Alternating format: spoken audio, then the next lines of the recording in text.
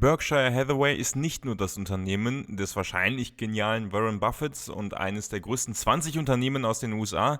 Nein, Berkshire Hathaway besteht eigentlich aus über 80 Unternehmen selbst, die in vielen verschiedenen Märkten tätig sind. Das schauen wir uns heute mal genauer an. Die Holdinggesellschaft Berkshire Hathaway ist auch ein Rückversicherungsunternehmen. Was ein Rückversicherungsunternehmen genau auszeichnet, habe ich vor einiger Zeit in meiner Analyse zur Swiss Re bereits erklärt. Da gerne vorbeischauen, wenn euch das Geschäftsmodell eines Rückversicherers genauer interessiert. Berkshire Hathaway zeichnet sich dadurch aus, dass sie in der Regel nicht in das Geschäft ihrer diversen Tochterunternehmen eingreifen, was sie zu einem freundlichen Investor macht. Es gibt bei Berkshire Hathaway eine A- und eine B-Aktie. Die meisten von euch werden die mit weniger Stimmrechten ausgestattete und erschwinglichere B-Aktie handeln. Warren Buffett hat festgelegt, dass die A-Aktien keine Aktiensplits erfahren sollen, da der hohe Preis der A-Aktie ausschließlich langfristig orientierte Investoren anziehen soll. Für kleinere Anleger kommt also eigentlich nur die B-Aktie in Frage, es sei denn, man kann aktuell mehr als 400.000 Euro für eine A-Aktie auf den Tisch legen. Schauen wir zunächst einmal auf die Aktienbeteiligungen von Berkshire Hathaway zum Stand von Ende März 2022. Mehr als 40% des Portfolios macht hier Apple aus. Somit sind zumindest die Aktienbeteiligungen von Berkshire sehr stark abhängig von Apples Performance. Weitere Beteiligungen halten sie an der Bank of America, American Express, Chevron, Coca-Cola, Kraft Heinz und der Occidental Petroleum Corporation. Sie profitieren also aktuell auch von den großen Gewinnen der Öl- und Gasfirmen aus dem Energiesektor. Die weiteren Beteiligungen im Aktienbereich habe ich euch in der Videobeschreibung verlinkt. Berkshire Hathaway ist aber deutlich mehr als nur das Ergebnis seiner Aktienbeteiligungen. Vor allem sind sie eben im Rückversicherungs- und Versicherungsgeschäft tätig. Dazu gehören zum Beispiel Unternehmen wie Geico, Auto Insurance, also Autoversicherungen, General Re, also ein Rückversicherer, B-Burg Business Insurance, Berkshire Hathaway Specialty Insurance, Berkshire Hathaway Direct Insurance Company, Berkshire Hathaway Guard Insurance Companies, United States Liability Insurance Group, MLMIC Insurance Company oder die MedPro Group. Das Versicherungsgeschäft ist also schon sehr umfangreich. Im Automobilsektor besitzen sie mit Berkshire Hathaway Automotive einen der größten Händler in den USA und mit der Marmon Group beispielsweise einen Mischkonzern, der ebenfalls im Automobilbereich tätig ist. Mit Berkshire Hathaway Energy sind sie auch im Energiesektor tätig. Berkshire Hathaway Energy beispielsweise besitzt seinerseits viele weitere Beteiligungen, beispielsweise an weiteren Öl- und Gasfirmen, Pipeline-Besitzern und auch an BYD. Seit neuestem steht auch im Raum, dass Hathaway Energy seinen Anteil an BYD möglicherweise noch erhöhen möchte. Warren Buffett war ohnehin bereits vor über 10 Jahren von BYD überzeugt. Aber auch die Firma Duracell, eine Batteriemarke aus den USA, gehört zu Berkshire Hathaway. Berkshire Hathaway Home Services ist ein Dienstleister im Bereich der Wohnimmobilien, Flight Safety ist eine Flugschule, McLane Company ist ein Großhändler der Nahrungsmittelversorgung, Business Wire ist ein Nachrichtendienstleister für börsennotierte Unternehmen und die Oriental Trading Company ist ein direkter Händler von preisgünstigem Partybedarf, Kunsthandwerk, Spielzeug, Neuheiten und Schulbedarf. Mit International Dairy Queen gehört eine Schnellrestaurantkette ebenfalls zu den Tochtergesellschaften von Berkshire Hathaway. Man sieht also, das Spektrum der Tochtergesellschaften von Berkshire ist sehr breit gestreut und sie sind in vielen verschiedenen Märkten aktiv, was natürlich auch das Risiko der Aktie selbst minimiert, wenn sie auf so vielen unterschiedlichen Märkten ihre Umsätze generieren können. Insgesamt zählt Berkshire Hathaway im Juli zu den größten Unternehmen der Welt nach Marktkapitalisierung. Sie liegen hier deutlich hinter Apple, Microsoft und Co., aber besitzen immerhin eine Marktkapitalisierung von über 600 Milliarden Euro.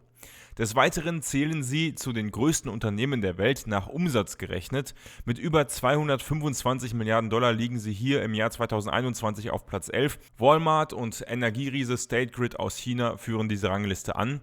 Im Versicherungsmarkt war Berkshire Hathaway 2020 das führende Unternehmen weltweit. Mit mehr als 240 Milliarden Dollar Umsatz liegen sie vor Ping An Insurance und vor China Life Insurance sowie der Allianz. Auch im Vergleich der globalen Schaden- und Unfallversicherer liegen sie demnach im Vergleich deutlich vorne. Hier im Ranking ist zum Vergleich noch die Münchner Rückversicherung mit dabei, die aber deutlich hinter Berkshire Hathaway liegen. Gemessen am Vermögenswert sind sie allerdings nicht das größte Versicherungsunternehmen der USA. Das ist Prudential Financial, die mit über 900 Milliarden Dollar Vermögenswert noch ein Stück vor Berkshire liegen. Auf dem zweiten Platz rangiert Berkshire Hathaway auch im Vergleich der größten Anbieter von Sach- und Unfallversicherungen im Jahr 2021 in den USA nach Prämien. State Farm liegt hier noch mit ca. 70 Milliarden Dollar Prämie ein Stück weiter vorne. Im Bereich der gewerblichen Versicherungen liegen sie in den USA 2020 auf Platz 6 mit weniger als 12 Milliarden Dollar Prämie. Chubb und Travelers Companies liegen hier vorne.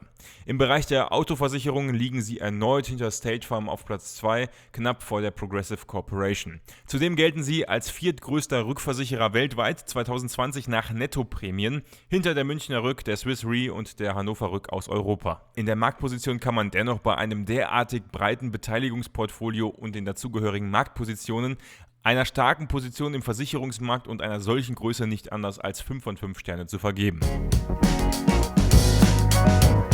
Folgt auf Instagram dem Kanal Tech Aktien, um keine News von den Börsen dieser Welt zu verpassen. Der Kanal versorgt euch auch mit kleinen Aktien- und Portfolioanalysen und sorgt mit guten Memes zwischendurch auch immer wieder für gute Laune. Bei den Bruttoeinnahmen verzeichnet Berkshire Hathaway ein relativ konstantes Wachstum in den letzten 11 Jahren.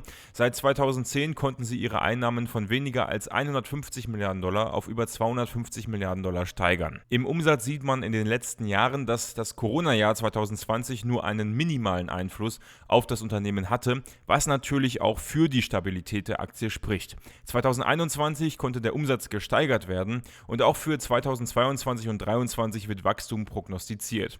Mehr als 300 Milliarden Dollar sollen 2023 umgesetzt werden. Wenn wir den Umsatz in die einzelnen Operating Businesses ausgliedern, dann sehen wir, dass der Manufacturing-Bereich von Berkshire Hathaway für sich genommen die größten Umsätze erzielt. Dahinter folgt die McLane Company. Mit Lebensmitteln erwirtschaftet Berkshire hier also auch enorme Umsätze. Bei Geico kommen dann die Versicherungen prominent ins Spiel. Die Service- und Retailing-Sparte sowie das Energiegeschäft sind ebenfalls stark vertretene Bereiche. Insgesamt erkennt man hier erneut, dass auf der Umsatzseite alle Bereiche einen starken Beitrag zum Gesamtumsatz leisten. BNSF, die Rückversicherungssparte und 2 weitere Operating Businesses sind hier zwar etwas kleiner, dennoch erwirtschaften auch diese Bereiche Milliarden Umsätze. Wenn wir die Umsätze einmal nach Umsatzquellen aufgliedern, sehen wir, dass mehr als 60 Milliarden Dollar mit Versicherungsprämien erzielt werden. Dabei wächst der Umsatz hier kontinuierlich in den letzten Jahren. Im Bereich Sales and Services gab es 2020 einen leichten Rückgang, der aber durch 2021 direkt wieder aufgefangen werden konnte. Der Bereich Bahn und Energie konnte 2021 auch wieder wachsen, während der Umsatz mit Zinsen, Dividenden und weiteren Investitionseinkommen ein wenig rückläufig war. 2020 konnten deutlich weniger Umsätze mit Investments und Derivaten erzielt werden. 2002 beschrieb Buffett in einem Brief an die Investoren ausführlich, warum er plane, aus dem Derivategeschäft mit der General Re auszusteigen. In dem Zusammenhang sind die Schwankungen im Zuge von Corona hier deutlich zu spüren und haben wesentlich stärkere Auswirkungen gehabt als in allen anderen Segmenten. Den Brief an die Investoren habe ich übrigens in der Videobeschreibung verlinkt. Während der Finanzkrise 2009 und in den Folgejahren hat Buffett dann jedoch wieder vermehrt erneut auf Derivate gesetzt, aber andere Wetten abgeschlossen, die auf eine langfristig positive Entwicklung am Markt abzielen. Dass dieser Bereich dann jetzt zuletzt unter Druck stand, ist nachzuvollziehen. Im operativen Ergebnis von Berkshire Hathaway sehen wir große Schwankungen. Die Gründe dafür liegen aber auch in der Natur der Bilanzierung von Private Equity Unternehmen verborgen. Dadurch, dass der Marktwert unrealisierter Investmentgewinne laufend ausgewiesen werden muss, ist das Ergebnis hier natürlich starken Schwankungen unterworfen. Deshalb ist der operative Gewinn oder der Gewinn allgemein nach Ansicht Buffetts auch kein guter Indikator mehr für die Geschäftsentwicklung, sondern vielmehr die Entwicklung des Cashflows. Dementsprechend schwankend ist auch die EBIT-Marge, die zwischenzeitlich auf phänomenale 40% und mehr ansteigt, aber eben auch extrem schwankt und 2018 sogar auf 7% hinunterfällt. Wenn man natürlich schwankende Marktwerte von Beteiligungen und anderen Investments ausweisen muss, entstehen natürlich auch theoretische Gewinne und Verluste, die aber eben nicht durch echte Zahlungsströme hinterlegt sind. Das gleiche Thema zieht sich dann auch durch das Nettoergebnis von Berkshire durch. Auch hier sehen wir die enormen Schwankungen durch diesen Bilanzierungseffekt. Beim Blick auf den Free Cashflow, also auf die liquiden Mittel, die dem Unternehmen am Ende des Geschäftsjahres zur Verfügung standen, die beispielsweise auch für Rückkäufe von Aktien oder eben für Dividenden genutzt werden könnten, sehen wir, dass dieser recht kontinuierlich gewachsen ist. Theoretisch könnte Berkshire Hathaway daraus auch eine Dividende zahlen, was sie aber grundsätzlich nicht tun. Der Free Cashflow stieg von etwas mehr als 11 Milliarden Dollar in 2010 auf zuletzt über 26 Milliarden Dollar an. Daran erkennt man das Wachstum des Unternehmens ebenfalls, da sie laufend mehr Free Cashflow erwirtschaften können, unabhängig von den schwankenden Gewinnen. Für Stabilität spricht auch die Fremdkapitalquote von unter 50%. Hier konnte Berkshire Hathaway kontinuierlich stabil sinken. Aktuell sieht die Situation hier also in Ordnung aus, auch bei steigenden Zinsen. Zinsen. Im Kurs-Gewinn-Verhältnis liegt das Unternehmen relativ konstant unter 20. Lediglich im Jahr 2018 gab es einen riesigen Ausreißer nach oben, der aber auch mit den bereits erwähnten geringen Gewinnen in 2018 zu tun hatte und damit eben verbunden auch die Bewertung der Aktie, die entsprechend hoch war. Wenn man dem Gewinn bei Berkshire Hathaway aufgrund der Bilanzierungsregeln hinsichtlich der Investments nur einen geringen Wert zuspricht, dann ist das Kurs-Gewinn-Verhältnis natürlich auch nicht unbedingt aussagekräftig, wobei es mit Ausnahme des Ausreißers relativ konstant ist. Für 2022 und 2023 wird ein KGV nahe der 20 erwartet. Im Zuge der Corona-Pandemie wurde in vielen Unternehmen von Berkshire Hathaway die Mitarbeiteranzahl reduziert. Auch 2021 wurde nur geringfügig wieder aufpersonalisiert. Trotzdem beschäftigt die Holding indirekt über 360.000 Mitarbeiter. Auch im Bereich der Vermögenswerte kann das Unternehmen auch durch Akquisitionen und Investments kontinuierlich wachsen. Beinahe 1.000 Milliarden Dollar, also 1 Billion Dollar, stehen in den Büchern. Das entspricht mehr als einer Verdopplung seit 2010. Das Versicherungssegment von Berkshire investiert dabei besonders gerne in Beteiligungspapiere von Unternehmen, wozu auch Aktien gehören, mehr als 300 Milliarden Dollar beispielsweise im Jahr 2021. Zudem investieren sie in Cash- und US-Schatzbriefe. Ein nur geringer Anteil wird in Wertpapieren wie zum Beispiel Anleihen mit fester Laufzeit investiert. Wenn wir die Vermögenswerte der Business-Segmente anschauen, dann sehen wir, dass die Versicherungen mit beinahe 750 Milliarden Dollar und einem kontinuierlichen Wachstum die meisten Vermögenswerte besitzen. Der Bereich der Eisenbahn-, Versorgungs- und Energieunternehmen kommt hier auf 215 Milliarden Dollar in 2021. Beide Segmente wachsen gemessen an den Vermögenswerten. Wenn wir tiefer in die Versicherungssparten eintauchen, sehen wir, dass der Wert ihrer Lebens- und Gesundheitsversicherungsprämien sehr konstant ist, allerdings nicht sonderlich wächst. Hier liegt der jährliche Wert der Prämien bei ca. 6 Milliarden Dollar. Der größte Teil der Prämien ist noch in den USA beheimatet. Allerdings sehen wir hier, dass die Prämien von über 3,5 Milliarden Dollar in 2018 auf ca. 2 Milliarden Dollar in 2021 gesunken sind.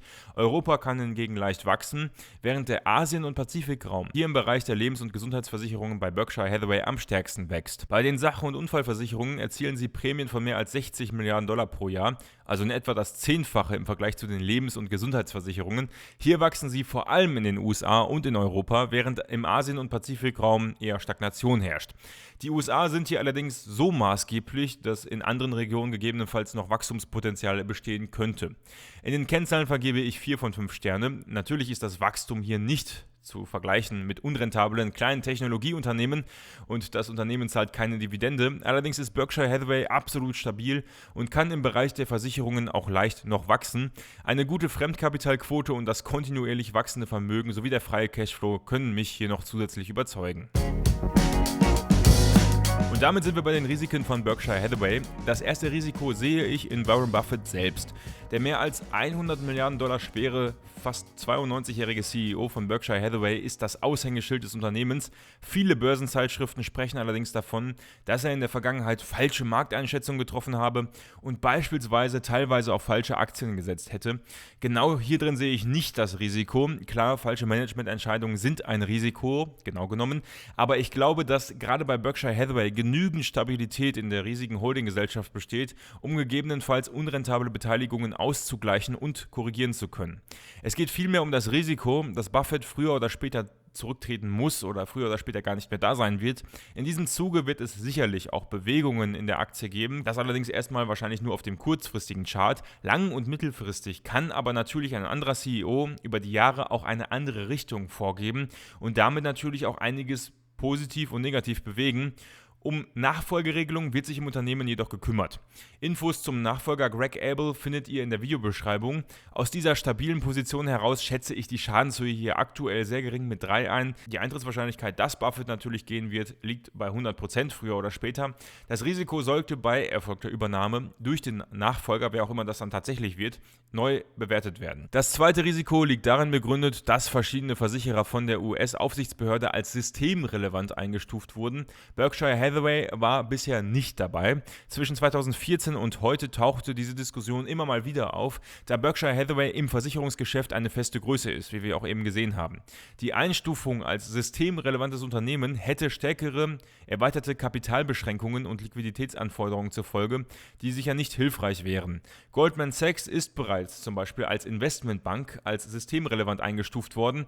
Die Schadenshöhe sehe ich hier trotzdem nur bei 3 und die Eintrittswahrscheinlichkeit bei 50%. Je stärker sich sich Berkshire im Bereich der Versicherungen entwickelt, desto wahrscheinlicher wird natürlich dieses Szenario irgendwann werden. Das dritte Risiko sehe ich in Herabstufungen durch Ratingagenturen. 2010 und 2013 wurde Berkshire bereits bei der Akquisition der BNSF Railway herabgestuft, sowie etwas später bei der Absenkung von Standards in der Bewertung von Versicherungsgeschäften. Auch hier schätze ich die Schadenshöhe bloß mit 3 ein und die Eintrittswahrscheinlichkeit sehe ich hier bei 50%. Insgesamt vergebe ich in der Kategorie Risiken 4 von 5 Sterne. Zu 5 Sternen kann es natürlich auch nicht kommen, denn es wird sicherlich einen Wechsel früher oder später bei Berkshire Hathaway geben, der die Frage aufwerfen wird und zumindest erstmal Zweifel hervorrufen wird. Schaffen sie es weiterhin langfristig profitabel neue Beteiligungen zu gewinnen, beziehungsweise sich rechtzeitig von unprofitablen Geschäften zu trennen? Ob Buffetts Nachfolger diesen Kurs halten kann, wird niemand voraussagen können. Unwahrscheinlich ist es nicht. Die Grundlage für ein stabiles Unternehmen, wo sich verschiedene zyklische Geschäftsmodelle ergänzen und das Gesamtrisiko absenken, ist auf jeden Fall gelegt.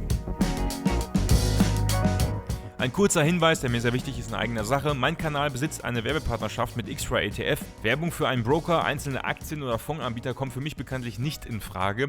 Ich nutze selber Xray ETF bei jeder ETF-Analyse und vor allem auch, um die Performance meines eigenen Portfolios zu tracken, ohne viel Aufwand und um sie zu analysieren. Xray ETF bietet hier eine tolle Schnittstelle, mit der ihr euer Depot sehr simpel mit Xray ETF verbinden könnt, um so viele spannende Informationen wie zum Beispiel die Verteilung eures Portfolios nach Regionen, Smallcap-Aktien, KGV und ähnliches einfach ablesen könnt.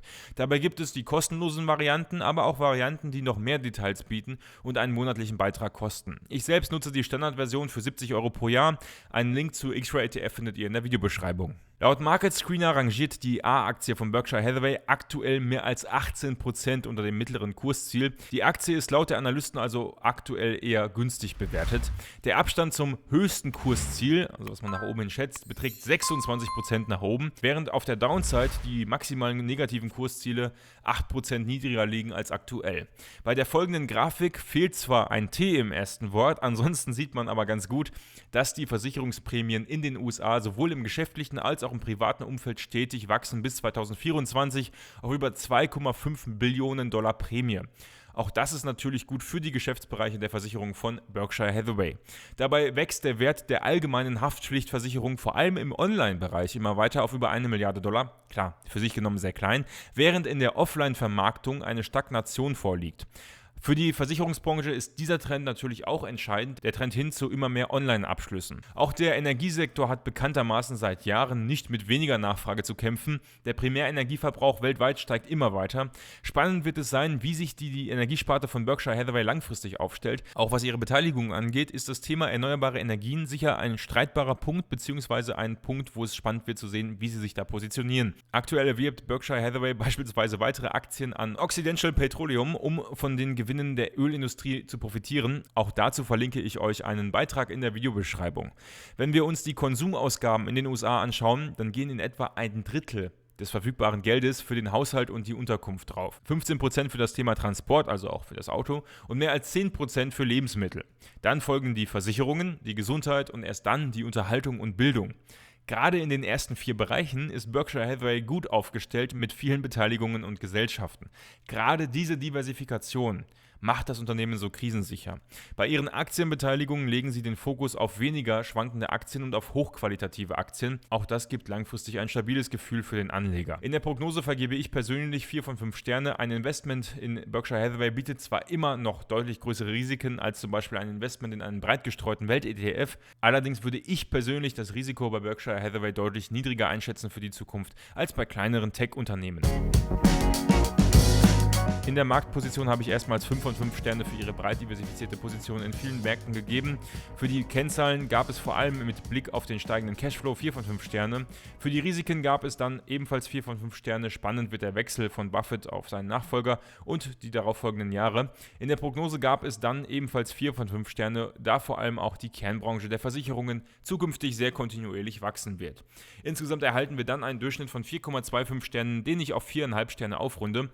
Eines vorneweg in meiner persönlichen Meinung: Ja, ich halte selbst Berkshire Hathaway B-Aktien seit einigen Jahren und bin daher in diese Aktie investiert. Insofern mag das hier alles auch vielleicht etwas positiver klingen, als es in Wirklichkeit ist. Bitte genießt also meine positive Einstellung gegenüber der Aktie mit Vorsicht und schreibt auch gerne gegenteilige Meinungen in die Kommentare, warum ihr nicht investiert. Ich persönlich bin von der breiten Streuung ihrer Beteiligung überzeugt, halte die Aktie für einen stabilen Titel, der relativ kontinuierlich wächst. Ich persönlich finde es auch positiv, dass Berkshire Hathaway in viele Aktien wie zum Beispiel Coca-Cola und Apple investiert ist, denn diese Aktien besitze ich zum Beispiel selber nicht. Berkshire Hathaway ist für mich also so eine Art Mini-ETF, auch wenn sie das in der Praxis definitiv nicht sind und deutlich risikoreicher sind als die meisten breit gestreuten Welt-ETFs, aber durch ihre Menge an Beteiligungen und Tochterfirmen kann das im Kleinen etwas so wirken. Natürlich ist man hier immer noch abhängig von den Managemententscheidungen und man könnte natürlich auch eine gegenteilige Meinung vertreten, zum Beispiel was Apple, Coca-Cola oder eben auch die Ölaktien angeht. Insofern sicherlich ein streitbarer Punkt bei dieser Aktie. Berkshire Hathaway ist mit über 10% im SPDR S&P US Financial Select Sector ETF enthalten, sowie im gleichen ETF von Invesco. Auch der iShares S&P 500 Financial Sector ETF enthält einen großen Anteil an Berkshire Hathaway Aktien aktuell. Zudem ist Berkshire Hathaway eine große Aktie im X-Trackers MSCI USA Financials ETF, neben JP Morgan und der Bank of America. Gleiches gilt für den X-Trackers MSCI World Financials ETF, der nicht nur auf die USA beschränkt ist, sondern weltweit investiert. Mit beinahe 4% ist Berkshire Hathaway aktuell auch prominent im iShares Edge MSCI USA Momentum Factor ETF vertreten. Die Aktie ist also in den letzten Monaten mit einem positiven Momentum ausgestattet. Daher ist die Aktie natürlich auch im X-Trackers MSCI World Momentum ETF enthalten. Mehr zum Thema Momentum ETFs findet ihr übrigens auch hier in diesem Video verlinkt. Einen kleinen Anteil besitzt die Aktie auch im Amundi MSCI USA Minimum Volatility Factor ETF. Ein ETF, der also auch für die Stabilität von Berkshire Hathaway spricht. Im HSBC Multifactor Worldwide Equity ETF ist Berkshire Hathaway ebenfalls vertreten. Auch diesen ETF haben wir uns bereits auf diesem Kanal schon einmal angeschaut. Natürlich ist Berkshire Hathaway auch noch in vielen, vielen weiteren ETFs mit dabei. Das ist bei so großen Unternehmen natürlich normal, was ein Investment in das Unternehmen ja auch praktisch unumgänglich macht, wenn man weltweit in verschiedene ETFs investiert. Was haltet ihr von der Berkshire Hathaway Aktie? Schreibt eure Meinung gerne in die Kommentare. Wir sehen uns in der kommenden Woche wieder. Bis dahin, bleibt gesund.